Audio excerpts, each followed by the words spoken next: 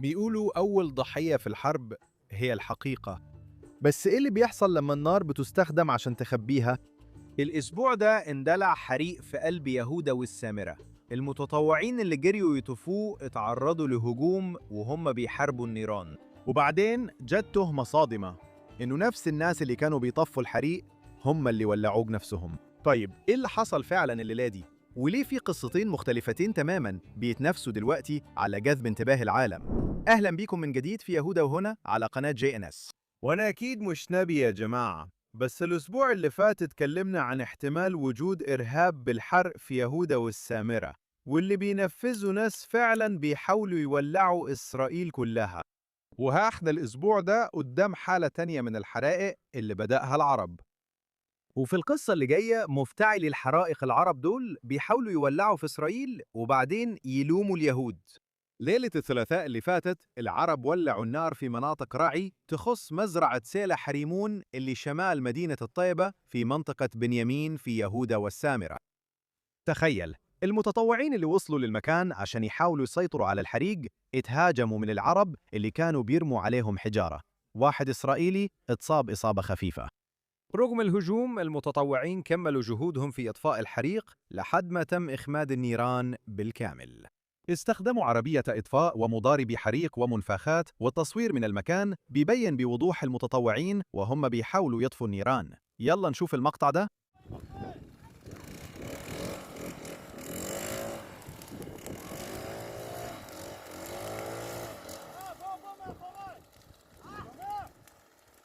زي ما انتم شايفين اليهود وصلوا وبدأوا يطفوا الحريق، لكن بعد ما الحريق اتطفى العرب راحوا للإعلام وقالوا إن اليهود بيحرقوا أراضيهم بنفسهم. مصادر في مدينة الطيبة نشرت ادعاءات كاذبة وزعمت إن السكان نفسهم هم اللي ولعوا الحريق. شبكة الجزيرة حتى نقلت عن عمدة الطيبة إنه قال إنه اللي بيسموهم المستوطنين ولعوا تل كامل من أراضي قريتهم امبارح بالليل. لكن الحقائق واضحة، المتطوعين جم علشان يطفوا الحريق. اتعرضوا لهجوم وهم بيطفوا الحريق وكملوا شغلهم لحد ما الحريق اتطفى بالكامل. يعني هنا عندك حريق متعمد وبعده إنكار للحرق العمد وبعدين فرية دموية بتقول إنه اليهود هم اللي ولعوا الحريق.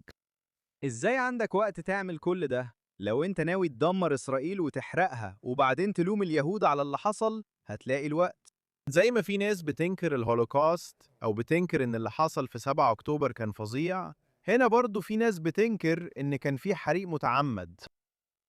زي ما قلت الأسبوع اللي فات، كل اللي محتاجه شوية كبريت وحطب ويبقى عندك هجوم إرهابي بالنار. يا رب الحوادث دي تفضل قليلة جدا الصيف ده، ويا رب أجهزتنا الأمنية تمسك كل اللي ورا الهجمات دي. نروح لموضوع تاني. الأسبوع اللي فات وزراء خارجية أستراليا وكندا وفرنسا والنرويج والمملكة المتحدة أعلنوا إنهم هيفرضوا عقوبات على 6 كيانات وشخص واحد شايفين إنهم مسؤولين عن اللي بيسموه عنف المستوطنين. وزير الخارجية البريطاني قال إنه الأشخاص اللي تم إدراجهم على قوائم العقوبات حيتعرضوا لتجميد أصولهم، ولو لازم الأمر حظر سفر ومنعهم من شغل مناصب إدارية. أنا كان لازم أبحث عن معنى منع شغل المناصب الإدارية، وده معناه منع الشخص من المشاركة في الأعمال والأنشطة التجارية والشركات. إسرائيل ردت وقالت إنها بترفض بشدة العقوبات الجديدة وكمان حظر التأشيرات اللي أعلنت عنه فرنسا الأسبوع ده ضد بتسليل سموتريتش وزير المالية الإسرائيلي، ومعاه 4 قادة من اللي بيسموهم منظمات المستوطنين و21 من اللي بيسموهم مستوطنين عنيفين. فده اللي أوروبا والاتحاد الأوروبي وبريطانيا مشغولين بيه دلوقتي. هم بيفرضوا عقوبات على مجموعة معينة من الإسرائيليين بناء على معلومات مش مؤكدة مقدمة من منظمات متطرفة ضد إسرائيل، واللي كتير من الدول دي في الحقيقة بتمولها بنفسها. وزي ما قلنا قبل كده الإحصائيات اللي هم بيستخدموها متجمعة عن طريق أوتشا، الهيئة التابعة للأمم المتحدة، واللي بتقول إنه الأطفال اليهود في رحلة مدرسية في يهوذا أو اليهود اللي بيصلوا في هدوء على جبل الهيكل ده بيتحسب عنف من المستوطنين. كنت تعرف إنه في استهداف ممنهج وقتل جماعي للسكان غير العرب في منطقة دارفور في السودان بيحصل دلوقتي؟ في اللحظة دي بالذات دلوقتي في جنوب أفريقيا جماعات أهلية بتاخد القانون في إيديها وحشود معادية للمهاجرين استهدفوا العمال الأجانب والمهاجرين. في ميانمار في جنوب شرق آسيا التطهير العرقي والعنف لسه شديدين، والجيش وجماعات مسلحة تانية بينفذوا هجمات مستهدفة على أساس عرقي وديني. وفي نفس الوقت في أمريكا دراسة جديدة بتبين إن شرطة شيكاغو بتستخدم القوة بشكل غير متناسب ضد السكان السود في شيكاغو. بمعنى تاني، في حاجات كتير بتحصل دلوقتي في العالم. في عنف وكراهية وتمييز كتير بيحصلوا دلوقتي في كل أنحاء العالم. هل الدول دي في أوروبا فرضت عقوبات على أي من المجموعات التانية دي؟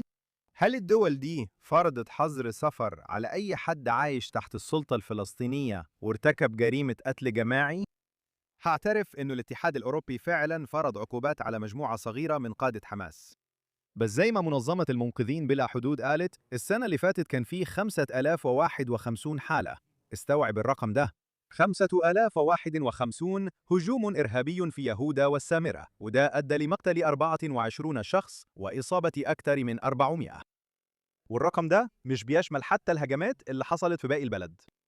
هل أي دولة من الدول دي فرضت عقوبات حتى على عربي واحد عايش تحت السلطة الفلسطينية بسبب الهجمات دي؟ حد سمع عن حظر السفر لأوروبا للإرهابيين دول؟ ولا الاتحاد الأوروبي مشغول ببناء بيوت عربية غير قانونية في المنطقة؟ جيم، ومهووس بالدعوة لإقامة ما يسمى بدولة فلسطينية، لدرجة إنه مش فاضي يهتم باليهود اللي بيتعرضوا لهجمات. يا جماعة، إحنا بنتعامل مع نفاق كبير هنا. إحنا بنتعامل مع واقع في مجموعة واحدة من الناس اليهود اللي عايشين في منطقة واحدة في البلد، يهودا والسامرة، بيتحطوا تحت المجهر عشان العالم كله يهاجمهم. عايزين تدينوا العنف؟ تمام، بس يا تدينوه كله أو ما تدينوش خالص. بس الهدف هنا مش محاربة العنف، الهدف هو استهداف اليهود. وفي كلمة بتوصف ده اسمها معاداة السامية. دلوقتي لازم نلاحظ إن كندا فرضت عقوبات كمان على حركة ريجافيم كجزء من الإعلان ده. ريجافيم هي منظمة بحثية للدفاع عن قضايا استخدام الأراضي والسيادة في إسرائيل. احنا اتكلمنا عنهم كتير قبل كده. ريجافيم بتقول إنهم هيتخذوا إجراءات فورية لتقديم استئناف ودعوة مضادة علشان يطالبوا بتبرئة اسمهم وتعويضهم عن أي ظلم اتعرضوا ليه. أكيد هنتابع التطورات دي دلوقتي. يلا نكمل هنا. عايز أبص على العنوان الجاي، وعلى فكرة العنوان ده بيجنني فعلا، بيخليني أتعصب لما أشوف عنوان زي ده. ها هو مستوطن بيطلق النار وبيصيب فلسطيني يبدو أنه عنده إعاقة ذهنية وكان شايل حجر في الضفة الغربية. وده التقرير الكامل. مستوطن إسرائيلي أطلق النار وأصاب رجل فلسطيني كان بيهدده بحجر حسب كلام الشرطة. الفلسطينيين بيقولوا إن الراجل كان عنده إعاقة ذهنية. حسب كلام الشرطة، الراجل الفلسطيني وصل لمزرعة استيطانية قريبة من قرية دومن في شمال الضفة الغربية، وبالمناسبة دي كلماتهم هم مش كلماتي. هدد أحد السكان المحليين اللي قرب منه علشان يسألوا عن اللي بيعمله، وبيقولوا إنه حاول يهاجمه بالحجر. في اللحظة دي المستوطن حس إنه مهدد وضرب النار على الراجل وسيطر عليه حسب كلام الشرطة. وكالة الأنباء الفلسطينية الرسمية وفا نقلت عن مسعفين من الهلال الأحمر إن الراجل اللي عنده 29 سنة كان بيعاني من إعاقة ذهنية واتضرب بالنار في بطنه ورجله. فأول حاجة يلا نبص على العنوان الرئيسي، وده فعلا من صحيفة Times of Israel. بتبدأ بإنها بتقول مستوطن بيطلق النار. دلوقتي بشكل تلقائي عندك يهودي هو اللي بيضرب النار. هي ما قالتش بيقال إنه أطلق النار، لا، قالت أطلق النار وخلاص. خد بالك إزاي أفعال العرب كانت مزعومة، لكن اليهودي أكيد يعني هو فعلا ضرب النار. بس نرجع للعنوان الرئيسي. أول حاجة بيقولوا إنه حصل إطلاق نار، وبعد كده بس بيذكروا إن اليهودي اللي بيتكلموا عنه كان بيتعرض للتهديد، وده اللي خلاه يضرب النار. وبعدين العنوان بيقول اقتباس: واضح إنه فلسطيني عنده إعاقة ذهنية. وإيه مصدر الأخبار اللي المقال بينقله؟ بينقل عن وفا، وكالة الأنباء الرسمية للسلطة الفلسطينية. السلطة الفلسطينية اللي بتكذب كل يوم واللي بتدفع للإرهابيين عشان يقتلوا اليهود. واضح إن وكالة الأنباء بتاعتهم مصدر موثوق للأخبار. دلوقتي إزاي تايمز اوف إسرائيل بتقدر تستخدم وفا كمصدر؟ للأسف ناس كتير بتدور على الأخبار بتصدق العنوان والمقال ده على طول، ومش واخدين بالهم إن وفا دعاية للسلطة الفلسطينية. نرجع تاني للعنوان. وبعدين بيقولوا فلسطيني كان شايل حجر. يعني حسب العنوان ده يهودي ضرب نار على فلسطيني معاق كان ماشي في حاله في الشارع ومعاه حجر، يمكن كان عنده حجر أليف. هو واضح بيقول شايل حجر. أي حد قرأ العنوان بس مش هيعرف إنه كان بيهدد إنه يحاول يقتل يهود. الحجارة ممكن تقتل، أو بشكل أدق العرب اللي بيستخدموا الحجارة كأسلحة ممكن يقتلوا. وعلى فكرة التقرير بعد كده بدل ما يستخدم كلمة صخرة بقى يستخدم كلمة حجر، كأن الراجل ده كان ماسك حصوة صغيرة مش صخرة كبيرة. محاولة تانية للتقليل من اللي كان بيعمله العربي ده. دلوقتي هعترف إن كان في نسخة معدلة من القصة دي كلها وكانت أحسن شوية، بس دي كانت أول مقالة اتنشرت على الإنترنت للعالم كله يشوفها. والناس دايما بتسألني ليه العلاقات العامة لإسرائيل سيئة كده؟ إحنا بنعمل إيه غلط؟ صعب توصل الحقيقة لما وسائل الإعلام خصوصا الإسرائيلية بتنشر عناوين مضللة ومقالات زي دي بالظبط.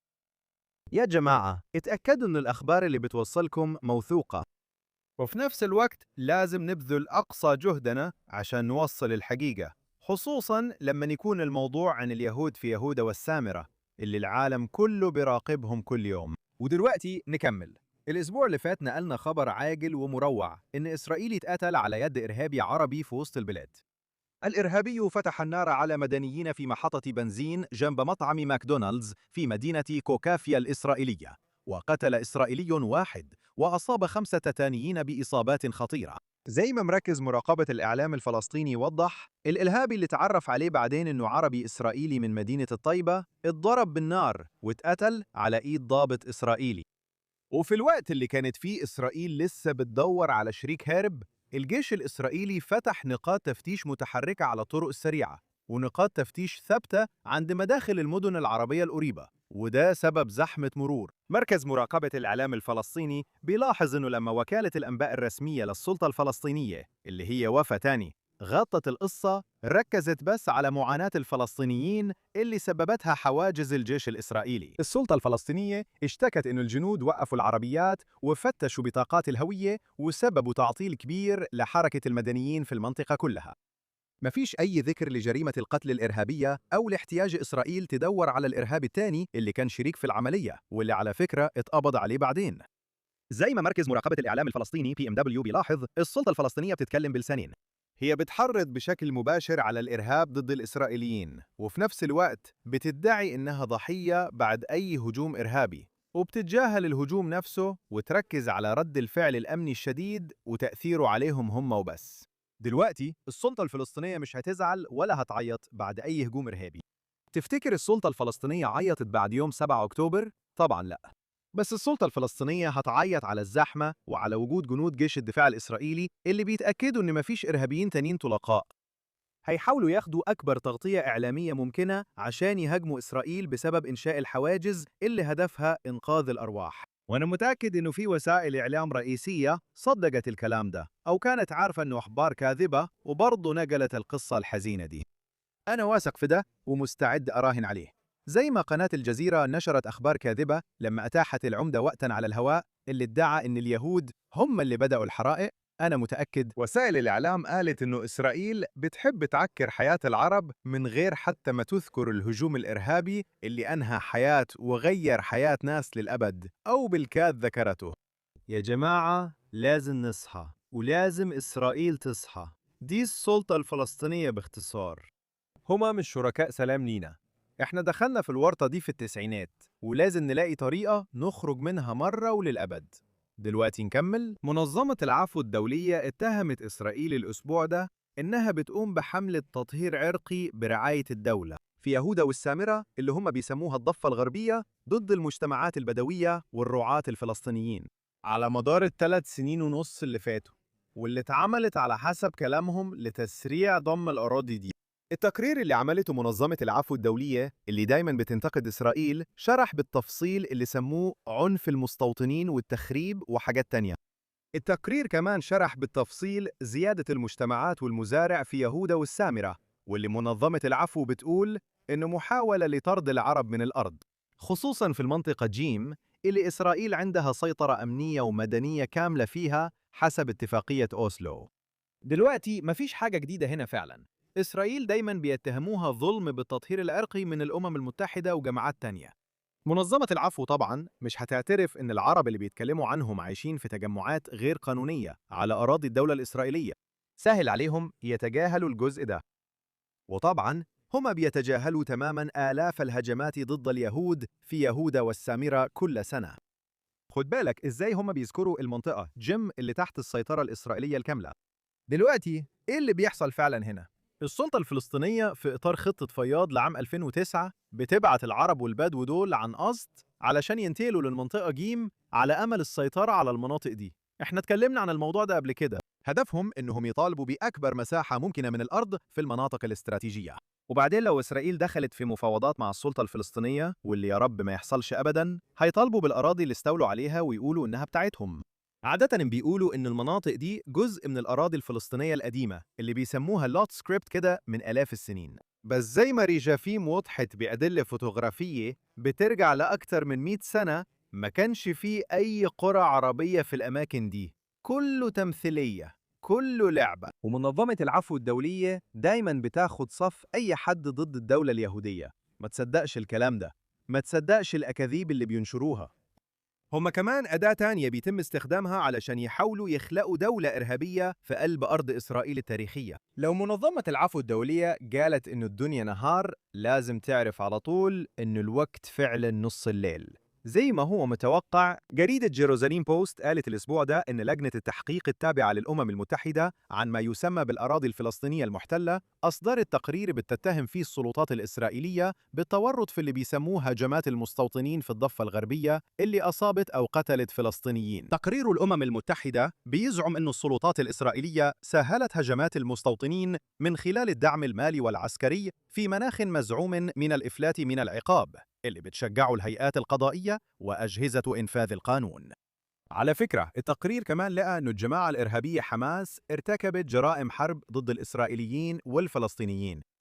بس مرة تانية عندك اليهود اللي بيتم استهدافهم بالذات، وبعدين بيتم مساواة اليهود في يهودا بحماس لما يتحطوا في نفس التقرير، كأنه في نوع من المساواة بينهم. مرة تانية، أنا ما عنديش مشكلة لو عايز تدين العنف، بس إنك تركز على 500,000 مواطن إسرائيلي يهودي ملتزم بالقانون وتسكت عن باقي العالم، ده بيبين إن زي منظمة العفو الدولية بالظبط، الأمم المتحدة ما عندهاش بوصلة أخلاقية. وأخيراً الأسبوع ده، الجمعية الوطنية للمشرعين المسيحيين منحت جائزة القيادة الإسرائيلية الأمريكية لرئيس مجلس السامرة الإقليمي يوسي داغان. الجائزة المرموقة تقدمت لداغان في مؤتمر السياسات الوطنية للمنظمة لسنة 2026 اللي اتعمل في جامعة ليبرتي في فيرجينيا. داغان استلم الجائزة تقديراً لقيادته وتقوية العلاقات بين الدول ودعمه لأرض الكتاب المقدس. خلال الحفل، رئيس المنظمة وداغان قدموا شهادات تقدير لثلاثة من أعضاء المجالس التشريعية للولايات اللي بيمثلوا أول ولايات أمريكية أصدرت تشريعات بتدعم استخدام مصطلح يهودا والسامرة. الولايات دي هي أركنسا، تينيسي، وأريزونا. القانون بيحظر استخدام مصطلح الضفة الغربية في الوثائق الرسمية للولاية، وبيسمح فقط باستخدام يهودا والسامرة، وبيعترف بحق الشعب اليهودي في المنطقة. خلال الحدث، رئيس المنظمة أعلن عن خطط لتقديم تشريعات مشابهة في 20 ولاية أمريكية إضافية. منظمة ناكل اللي بيرأسها المؤسس والرئيس جيسون روبرت بتعتبر أكبر منظمة للمشرعين في الولايات المتحدة. فمبروك ليك يا يوسي داغان، رئيس مجلس السامرة الإقليمي. ومن المهم نشوف إنه مع كل الكراهية اللي موجهة لإسرائيل واليهودا والسامرة، في ناس كتير موجودين ويمكن بيشوفوا البرنامج دلوقتي اللي اختاروا يكونوا في الجانب الصح من التاريخ. شكر كبير لكل الناس اللي ورا الكواليس هنا في JNS TV. المنتجة باربرا هانموف، المهندس إيرين ووغلانتر، زاك زاكرمان، رايان ليفشيتس، مدير المحطة يوري سكيفرتسكي، ومحررة الفيديو كازينيا بيليتشينكو. اتأكد إنك تتابع كل المحتوى الرائع اللي بتقدمه JNS TV. ادخل على jns.org علشان تتابع أحدث الأخبار العاجلة من إسرائيل، الشرق الأوسط، وكل العالم اليهودي. ادينا سوبر ثانكس واشترك في القناة. شكراً جداً إنك كنت معانا في حلقة جديدة من يهودا وهنا، بس على JNS TV.